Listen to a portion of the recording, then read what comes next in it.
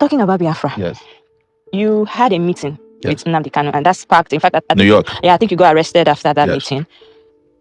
People would say, you people are not fighting the same cause. You are fighting to be the president of the country. He is fighting to divide the country. Yes. People would say, why would you be seen in such a meeting? Would you like to clear that You air? see, anybody that lacks any sense of consciousness would ignore social movements. That is the problem with Nigerian leadership. You cannot have a country in which there are 251 tribes or languages, and one big section says, we are not satisfied with here. And you don't talk to them, you don't understand them. Then you are not the leader of that country. The reason I met him was to understand first what his struggle was about, which I knew already. And secondly, to also advise him on the way that I think we could all work together. And thirdly, to send a message to the Nigerian people that we can walk through our differences, even at these levels. And I was surprised that contrary to what some people are saying, he did not want Nigeria to break up. He wanted a Nigeria where the Igbo man can survive. But for an Igbo man to survive in Nigeria, as it is currently put together, Nigeria must break. Wait, the meeting you had with Nnamdi Kanu, Yes. You are telling us now that Nnamdi Kanu, from what you understand from the meeting with him, Yes. he does not want Nigeria to break, to divide. No, he said clearly that it is too late for Nigeria to come together. But he gave his point. We live streamed the meeting now. It's online. Okay. And part of it was live streamed. Some of them were private. But he said that he feels that if Nigeria were to respect certain protocols, including a referendum inserted in the constitution, and he still says it even now in court, that if he's released, he will go back and end the bloodshedding. The bloodshedding is in that part, and that a conversation can. He says that in every court appearance, that he's being held is not helping the opportunity to have a conversation about whatever it is, the unity you are begging for. But you see, Nigeria has a problem. And I've always said, Nigeria has an Igbo problem. And I'm not saying it to please people who are known as Igbos. But the moment they decided to take the action they took in 1967 to 1970, the war, Nigeria, having won that war in their eyes, never forgave the Igbos. That is the reality. And if I were to be president of Nigeria today, the first thing I would do is to head to the Southeast and apologize to them for the war. Part of it is that I've never participated in it. And I cannot continue to fight a war that I did not engage in.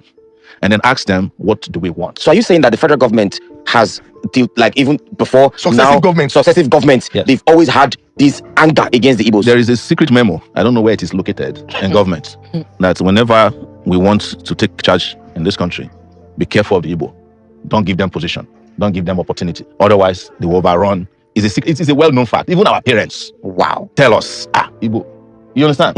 Some of them even say it unconsciously. They even say it on radio shows in this country. So don't let us lie to ourselves, because except we bring this out openly and discuss, it's a taboo that we have refused to discuss. True. We are not going to solve the problem. It is the reason why the federal government of Nigeria feels that in 2024, detaining Nnamdi Kanu against all the court orders, against all the court rulings, is the only way to go. You know, I was detained in the DSS place for 5 months. Yes. There's nothing there to detain anybody. For the place is not even functioning. The DSS headquarters. Yes, is it the same DSS people who are watching BB Nigeria from morning to night? No, it's true now. And I was there with them for 5 months. I've said this publicly. So all the institutions in this country are broken down. But let's get back to the reality.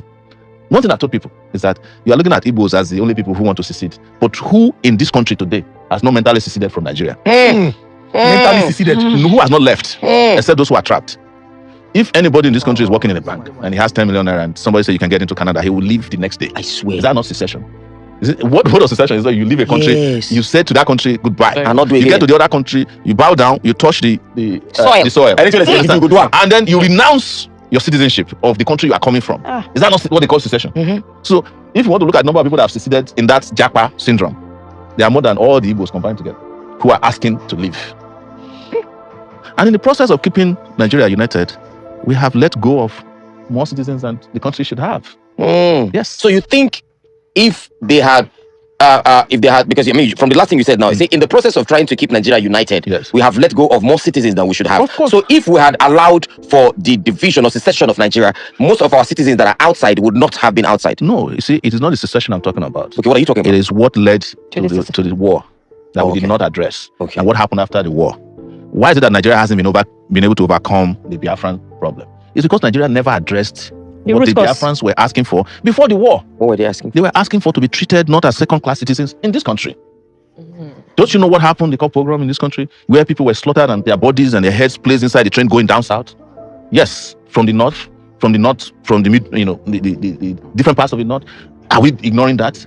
So that happened before the war. Before the war. That's what they call pogrom. History. You know, people who were settled, doing well, they were slaughtering them and sending their bodies and their heads inside calabash and sending on trains that was heading east. Were they Easterners? They were Easterners. Yes, Why are you asking me? It's there in, go and Google it now. So you expect that will happen, and then there was a war that eviscerated 3 million people. Wow. And when the war was over, you just say, oh, nobody was vanquished, nobody was victorious. And then 3 hours. But you still kept a memo and said, don't trust them. Collect people money, Yes. give them 20 pounds. And then you took their properties. So Ojukwu did not get back JAMB until 1992, now his father's house, that is known as JAMB headquarters here in Ikoyi. It was after he came back from Ivory Coast. It was Babangida, I think, that gave him back their property. So any country that is perpetually carrying out systemic injustice against will lose more citizens than they should have. The reason why countries that are work is because citizens believe in their country. And you cannot force that belief. It has to come through social justice. True. It has to come through economic justice. Why is it that, you know, my children can feel like they're US citizens, even though they were born there? It's because before they let you take them out of the hospital, they must take all their immunity everything injections. You know, you cannot put them at home and not go back to the doctor to go and complete it. And when it's time for school, they cannot be out of school for 2 days. And you'll be saying that, no, I want Shikira to go and be selling pure water. He will go to jail. So, and then when it's time for them to go to college, there's loan, there's grant, you know. You are talking fast.